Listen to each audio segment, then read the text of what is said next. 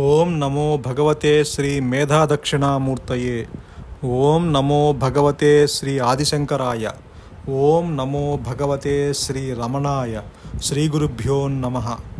ఎవరికైనా నేనున్నాను అన్నదే శాశ్వతము, సువిదితము అయిన అనుభవము.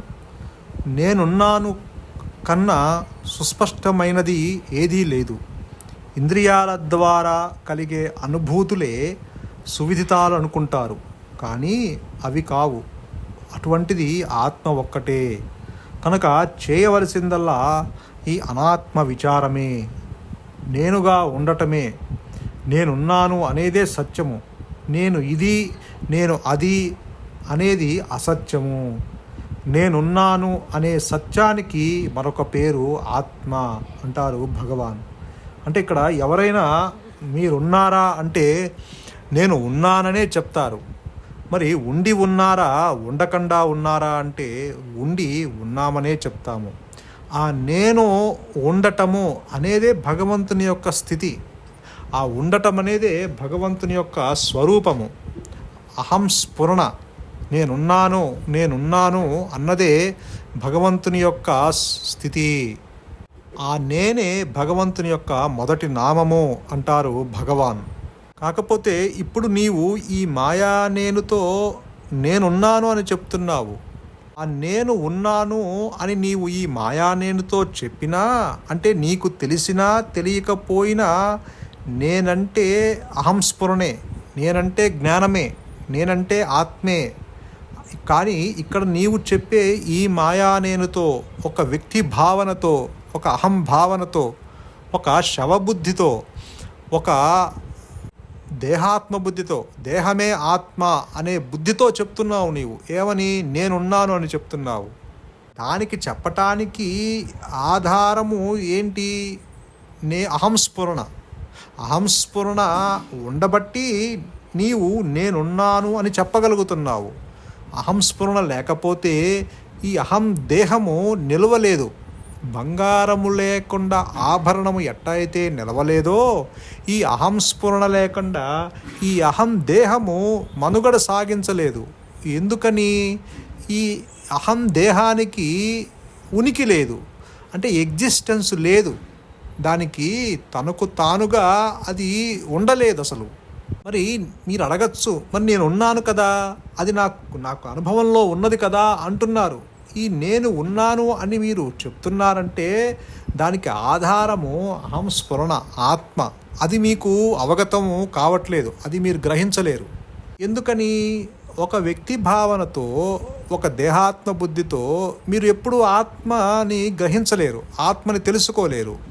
ఇప్పుడు కూడా ఆత్మ తనకు తానుగా వ్యక్తమవుతున్నా అది గ్రహించలేని స్థితిలో ఉన్నారు. దానికి కారణము ఐడెంటిటీ క్రైసిస్. ఇక్కడ రాంగ్ ఐడెంటిటీతో అది తాదాప్యము చెంది ఉంది.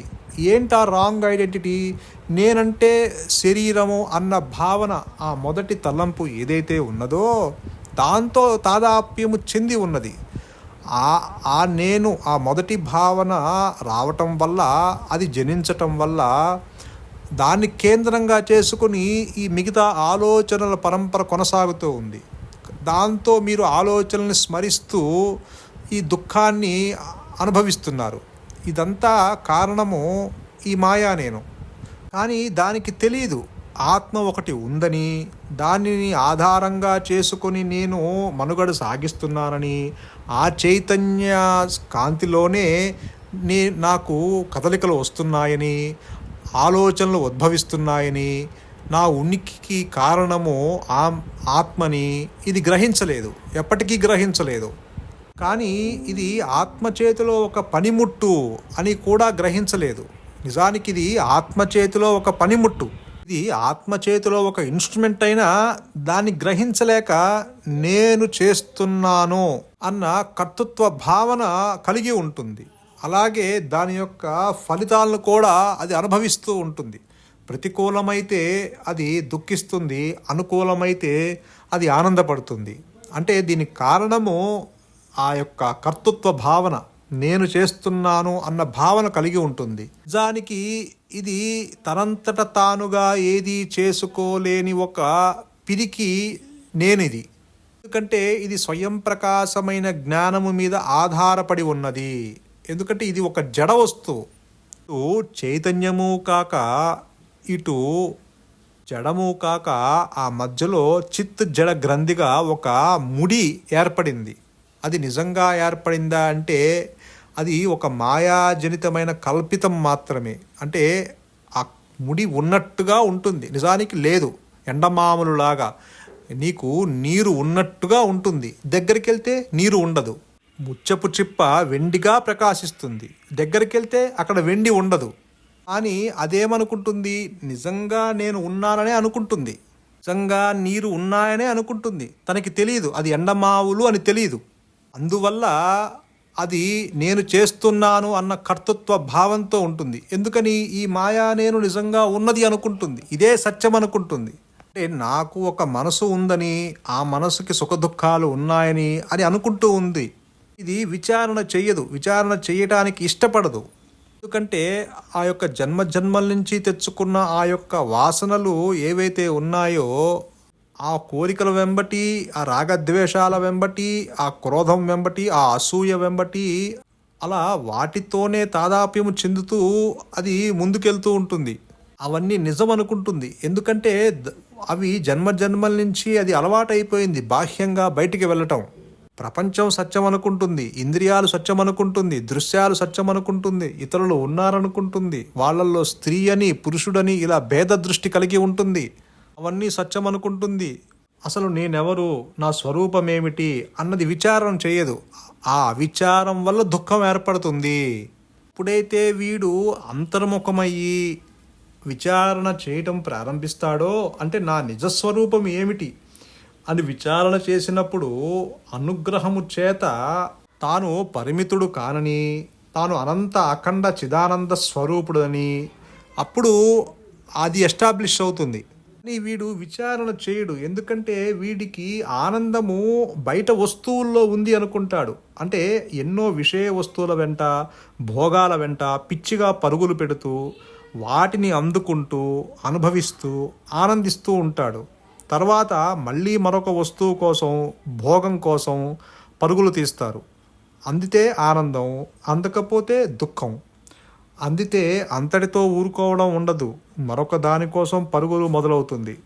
ఇలా ఎప్పుడూ పరుగులు తీస్తూ శాశ్వత సుఖాన్ని పొందలేక నిరాశ నిస్పృహలకు గురవుతున్నాడు ఈ జీవుడు. మరి ఆనందం, శాశ్వత ఆనందం ఎలా వస్తుంది? అది బయట వస్తువుల్లో ఉందా, లేక నీ లోపల నీలోనే ఉందా? ఆనందం బయట వస్తువుల్లో లేదని తేలిపోతుంది. కనుక నాలోనే ఉందేమో అని ప్రతి ఒక్కరూ పరిశీలన చేయాలి. అంటే నా యథార్థ స్వరూపం ఏమిటో తెలుసుకోవాలి. ప్రతి వస్తువులకు ఒక సహజ స్వభావం ఉంటుంది. ఆ వస్తువు దాని స్వభావాన్ని విడిచి ఉండదు. అగ్ని స్వభావం వేడి, అగ్ని వేడిని విడిచి ఉండదు. మంచు స్వభావం చల్లదనం, మంచు ముక్క చల్లదనాన్ని విడిచి ఉండదు. ఈ విధంగా ఆలోచిస్తే మన సహజ స్వభావం ఏమిటి? ఆనందమా, దుఃఖమా? మన సహజ స్వభావం దుఃఖమే అనుకుందాం. అదే నిజమైతే మనం దుఃఖాన్ని విడిచి ఉండలేము. ఎప్పుడూ దుఃఖం ఉండాలని అనుకుంటాం. కానీ దుఃఖం కలిగితే దాన్ని పోగొట్టుకునేందుకు మనం ఎందుకు ప్రయత్నిస్తున్నాం? ఎందుకంటే ఆనందం మన సహజ స్వభావం. అందుకే దుఃఖం వస్తే పంపేయాలనుకుంటాం. ఎప్పుడు సుఖంగా ఉండాలని అనుకుంటాం. ఆనందం కలిగినప్పుడు దాన్ని పారద్రోలాలని చూడడం సరికదా? ఎప్పటికీ అలాగే ఆనందంగా ఉండాలని కోరుకుంటాం. ఆనందంగా లేకపోతే ఎలా ఆనందాన్ని, సుఖాన్ని పొందాలా అని ఆలోచిస్తాం. కనుక మనం ఆనంద స్వరూపులమే. కానీ అజ్ఞానం వల్ల, అవిద్య వల్ల, ఇగ్నోరెన్స్ వల్ల ఆ విషయాన్ని తెలుసుకోలేకపోతున్నాము. మన నిజస్వరూపంలో మనము ఉండలేకపోతున్నాము. నేను దేహాన్ని అనుకోవడం వల్ల, నేను ఆత్మని అని గ్రహించకపోవడం వల్లే ఈ సమస్యలన్నీ. నేను దేహాన్ని, దుఃఖంలో ఉన్నాను అనుకొని ఆనందం కోసం ఏవేవో విషయాలతో సంపర్కం పెట్టుకుంటున్నాం. రాత్రింబవళ్ళు ఇలా సంబంధం పెట్టుకున్నా కోరుకున్న ఆనందం మాత్రం లభ్యం కావట్లేదు. మరి ఏం చెయ్యాలి అంటే విచారణ చెయ్యాలి. మన యథార్థ స్వరూపము ఆత్మయేనని గుర్తెరగాలి. ఆత్మ ఆనంద స్వరూపం కనుక మనం ఎల్లప్పుడూ ఆనందంలో ఉన్నట్టే. కనుకనే ఈ దిశగా విచారణ సాగాలని భగవాన్ రమణులు చెప్తున్నారు. ఆనందం అనేది నీ స్వభావము. నీ స్వభావమే, నీ స్వరూపమే సుఖస్వరూపము, నీ స్వరూపమే ఆనంద స్వరూపము. చీకటిలో త్రాడుని చూసి నీవు పాము అని మసక చీకటిలో నువ్వు వెళ్తున్నప్పుడు త్రాడుని తొక్కి పాముగా నీవు భయపడ్డావు. దానికి కారణము విచారణ చేయకపోవటం వల్ల, అవిచారం వల్ల నీకు దుఃఖం ఏర్పడింది. అక్కడ నిజంగా పాము ఉందని నీవు భయపడ్డావు. నీకు ప్రాణభయం వచ్చేసింది. నేను మరుక్షణంలో చనిపోతానేమో అని అనుకుంటూ ఉన్నావు. ఆ భయం వల్ల ఆ విచారణ నువ్వు చేయక నిజంగా నేను మరణిస్తానేమో అని అనుకుంటున్నావు. నిజంగా పాము నన్ను కరిచిందేమో అని అనుకుంటున్నావు. అక్కడ నామరూపాలు వచ్చి ఆవరించబడ్డాయి. ఎందుకని? అక్కడ అజ్ఞానం వల్ల. అక్కడ ఉన్నది నీకు త్రాడు అని తెలియకపోవటం వల్ల నీకు పాము భయం కలిగింది. అంటే అయితే నీవు కొంత స్థిమితుడు అయ్యి నీవు విచారణ చేసి వివేకం అనేది ఒక చీకటిలో ఒక టార్చ్ లైట్ లాంటిది. అది నీకు ఆ వెలుగుని చూపిస్తుంది. ఏది మంచి, ఏది చెడు, డిస్క్రిమినేషన్ పవర్ అన్నమాట. అయితే నీవు కొంత స్థిమితమయ్యి వివేకముతో ఆ బుద్ధి సూక్ష్మతతో నిజంగా నేను తొక్కింది పామే అయితే కనుక నాకు మెత్తగా తగలాలి, నాకు ఇక్కడ నిజంగా కాటు వెయ్యాలి, నాకు కొంత రక్తస్రావం అవ్వాలి, నాకు కొంత నొప్పి రావాలి అని ఈ విధంగా నీవు కొంత విచారణ చేస్తే అక్కడ కొంత అవగాహన వస్తుంది. నిజంగా పాము కరిచిందా లేకపోతే నేను భ్రమపడ్డానా అనేది నీకు తేటతెల్లమవుతుంది. ఎప్పుడైతే నీకు విషయము తేటతెల్లమైందో అప్పుడు నీకు కంగారు రాదు, స్థిమితం ఏర్పడుతుంది, స్థితప్రజ్ఞత ఏర్పడుతుంది. వెంటనే నీకు భయం పోతుంది. ఇంతకు ముందున్న ప్రాణ భయం ఇప్పుడు ఉండదు. ఏది సత్యము, ఏది అసత్యము, ఏది నిత్యము, ఏది అనిత్యము, ఏది శాశ్వతము, ఏది అశాశ్వతము, ఇలా నీకు కొంత విచారణ చేసి వివేకముతో విచారణ చేయటం వల్ల అక్కడ నిజంగా ఇదంతా నీకు కొంత అవగాహన ఏర్పడుతుంది. అప్పుడు ఆ వివేక విచక్షణలతో నిజంగా నేను తొక్కింది పాము కాదు, ఇంకా ఏదో అయ్యుంటుంది అని నీవు విషయానికి రాగలుగుతావు. నెమ్మదిగా అక్కడ ఏదో ఆ వెళ్ళే వాళ్ళ దగ్గర టార్చ్ లైట్ చూసి అక్కడ అక్కడ వెలుగులో చూడటం వల్ల ఓకే, ఇక్కడ నిజంగా నేను తొక్కింది పాము కాదు, త్రాడు అన్న విషయము నీకు తేటతెల్లమవుతుంది. ఆ వెలుగులో అప్పుడు నీవు కన్ఫర్మ్ చేసుకుంటావు, ఓహో నేను నిజంగా తొక్కింది త్రాడు మాత్రమే, అసలు పాము అనేదే లేదు, అసలు పాము నన్ను కాటెయ్యలేదు, అసలు పాము నన్ను కరవలేదు, ఎందుకంటే పాము లేదు, ఉన్నది త్రాడు మాత్రమే అన్న స్థితి ఏర్పడుతుంది, అన్న జ్ఞానం నీకు స్ఫురిస్తుంది ఎప్పుడు వెలుగులో. అలానే ఇప్పుడు ఏదైతే నీవు నేను అంటున్నావో ఈ దేహాత్మ బుద్ధి గల ఈ నేను అసలు లేదు, ఉన్నది త్రాడు మాత్రమే, ఉన్నది స్వయం ప్రకాశమైన జ్ఞానము మాత్రమే అన్నది నీకు ఎప్పుడు ఎస్టాబ్లిష్ అవుతుంది అంటే అనుగ్రహము చేత. అంటే నీవు కొంత విచారణ చేసి అంతర్ముఖమవి నిశ్చల స్థితికి వచ్చిన తర్వాత అక్కడ నీకు పాజిబిలిటీ ఉంటుంది. కొంత చింతావిహీనమైనప్పుడు, అంటే ఆలోచనలు లేని మనస్సును ఏర్పరచుకున్నప్పుడు, నిశ్చల స్థితిలో ఉన్నప్పుడు, నీ మనసులో ఎటువంటి కదలికలు లేనప్పుడు, ప్రశాంతంగా ఉన్నప్పుడు, నీ మనసు దేనిని గుర్తించకుండా ఒక గ్రుడ్డివాని వలె కనుక ఉంటే అప్పుడు అనుగ్రహము చేత ఆ స్వయం ప్రకాశమైన జ్ఞానము, ఆ జ్ఞాన వృత్తి చేరి ఈ యొక్క అజ్ఞాన వృత్తిని తొలగిస్తుంది. అంటే నేనంటే దేహము అన్న భావన ఏదైతే ఉన్నదో ఆ భ్రమజనితమైన, ఊహాజనితమైన, ఆ మాయాజనితమైన నేను అది లేదు, లేనిది ఉన్నట్లుగా మనకి భ్రమని కలగజేస్తుంది. ఈ మాయా కల్పితాన్ని తొలగిస్తుంది. అంటే లేనిది లేనట్లుగా పోతుంది. మరి అది పోతే ఏం ఉంటుంది అక్కడ? అంతకుముందే ఉన్నది ఉన్నట్లుగా నీ స్వరూపంగా అక్కడ ప్రకాశిస్తుంది. అప్పుడు రెండు నేనులు ఉండవు, ఉన్నది ఒకటే నేను. నిజానికి ఉన్నది ఎప్పుడూ ఒకటే నేనే, రెండు నేనులంటూ ఏమీ ఉండదు. ఉన్నది త్రాడు మాత్రమే, పాము అనేది లేదు. ఆ విషయం నీకు వెలుగులో అవగతమైంది. అలాగే ఉన్నది స్వయం ప్రకాశమైన జ్ఞానము అని నీకు ఎప్పుడు అవగతం అవుతుందంటే కేవలము గురువు అనుగ్రహం చేత, ఆత్మ అనుగ్రహము చేత అది నీకు వ్యక్తమవుతుంది. ఇప్పుడు కూడా వ్యక్తమవుతూనే ఉన్నది. కాకపోతే నీవు రాంగ్ ఐడెంటిటీతో తాదాప్యం చెంది ఉన్నావు. అందుకని నువ్వు దాన్ని గ్రహించలేకపోతున్నావు. అందుకని చింతావిహీనం, అందుకని మౌనము, అందుకని భావశూన్యం రావాల్సిన స్థితి ఏర్పడింది. భావశూన్యంలోనే ఆ యొక్క సత్యము ప్రకాశిస్తుంది, సద్భావ స్థితి కలుగుతుంది. కలగటము అంటే ఇక్కడ కొత్తగా రాదు. మళ్ళీ ఆత్మ నీవు కొత్తగా సాధించింది కాదు. ఇక్కడ అది ఆల్రెడీ సిద్ధించి ఉన్న సద్వస్తువు. కేవలము అక్కడ నీవు అడ్డంకులు లేకుండా నీవు తొలగించుకున్నప్పుడు, అంటే ఆలోచనలు లేకుండా నీవు నిలబడినప్పుడు, ఆలోచనలు లేని మనస్సే ఆత్మ. కాబట్టి ఇప్పుడు ఏ నేనైతే ఉందో అది గ్రుడ్డివాని వలె దేనిని గుర్తించకుండా, దేనిని గ్రహించకుండా, ఏ విషయాలు తెలుసుకోకుండా అది తనకు తానుగా ఉన్నట్లయితే అప్పుడు ఆత్మ, ఆ కాన్షియస్, ఆ ఎరుక అక్కడ, ఆ చైతన్యము ఆ నిశ్చల స్థితిలో తనకు తానుగా ప్రకటించుకుంటుంది. అంటే ఆత్మ అనుభవము కేవలము ఆత్మకే, జీవుడికి కాదు. అంటే నేనున్నాను అన్న స్థితి ఏర్పడుతుంది. అంటే నీ స్వరూపంగా ఏర్పడుతుంది. అంటే నీ అంటే మళ్ళీ వ్యక్తిగా అక్కడ ఆ అనుభవం ఉండదు. ఇంకా వ్యక్తిత్వం అనేది ఉండదు అక్కడ.